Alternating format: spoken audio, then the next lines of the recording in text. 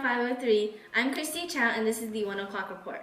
It's been 5 months since the attack on Pearl Harbor, and all the men have been sent off to fight against the German and Japanese forces. The U.S. has officially been at war since December 7, 1941. Since the men have left for war, the women have taken over their roles in the workforce. The government has set up propaganda campaigns to encourage women to join the workforce. The main face of this campaign is Rosie the Riveter with her famous slogan, "We Can Do It," which is directed towards women to join, help the government construct their warfare equipment, assist in the armed forces, and nurse the injured while still being housewives. Now let's see how these women are adapting to these roles with Gabby. Hi, I'm here with Megan Smith, a worker at a Navy equipment company where they produce weapons and ammunition for the U.S. forces fighting overseas. When did you decide to start working in the factories? I decided about a year after our country became involved in the war. When my husband was enlisted to serve our country, I realized the burden fell on me to provide for my family. What is your regular daily routine as a working woman? I wake up early and make sure the kids get to school. Then I walk 20 minutes to the factory where I work. There I work about 8 hours every day except Sunday. When I get home, I'm exhausted and ready to go to bed, but first I have to do the laundry, clean the house, and make dinner. Then I go to bed and wake up and do it all over again. Do you think all your hard work is paying off? Well, I know the work I do is helping soldiers overseas, but things are still pretty rough back at home. For all the work I do, I receive about half of what a man would get for doing the same thing. It is a little bit frustrating, but I do what I can to provide for myself and my family. Hi, I'm here with a factory owner by the name of Richard Donnelly. Richard, what is your opinion on women in the workforce? Since all the men are away at war, I admire the women for stepping in for their husbands. Obviously, I prefer men working my factory, but since it is impossible, I am willing to employ young women. You mentioned preferring male workers to female workers. Does this mean that when the war is over and the men come back, you'll fire the women and give the men back their jobs? Yes, of course. I admit the women are better at some things, but since if the veterans come back asking for their old jobs, I'll, of course, give it to them. Thank you, Gabby.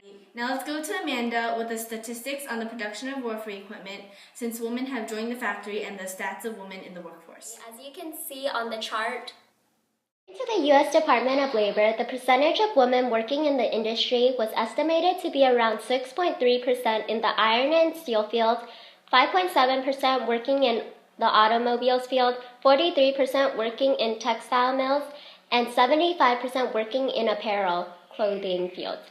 However, due to the U.S.'s entrance in the war, the percentage of women in the workforce is on the rise. It is projected that by 1944, 22.3% will be working in the iron and steel industry, 24.4% will be working in the automobiles field, which produces thousands of tanks, airplanes, and other military vehicles, 51.4% will be working in textile mills, and 78% will be in the apparel industry.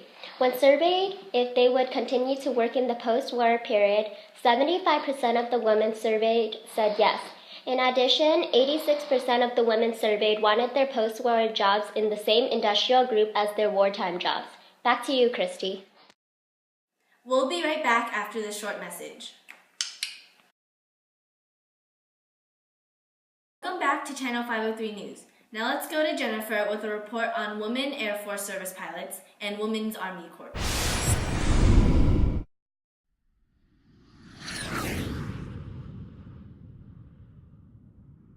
I'm here with a woman who's a part of the Women's Air Force Service Pilots, which is also known as WASP. What exactly is it that you do? I, along with the other women who are part of WASP, maneuver the planes filled with military weapons, cargoes, and other materials. We learned how to have full control over the planes and use the knowledge when we're on flight-related missions. How has your life changed now that the men have gone off to fight in World War II? Instead of working at home doing household chores, I'm able to do the things that men aren't able to do now they're fighting off in Europe and Asia. Well, is there anything else that you would like to share with us? Yeah, to the people who thought that women couldn't possibly take over the jobs of men. The women at WASP were so talented at being pilots. We even got to test out the new planes. I'm here with a worker from WWII, which also stands for Women's Army Corps. Thank you for being here today. Thank you for having me. Tell me, what exactly do you do? Well, there are 4 main units of the WAC, which is cookery, mechanical, clerical, and miscellaneous.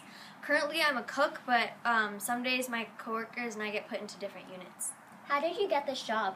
I had to go to training camp in order to learn the mechanical and clerical skills, but I was never promised a job in the WAC. In order for me to have obtained this job, a man had to be released to the front lines. How has your life changed ever since you got this job?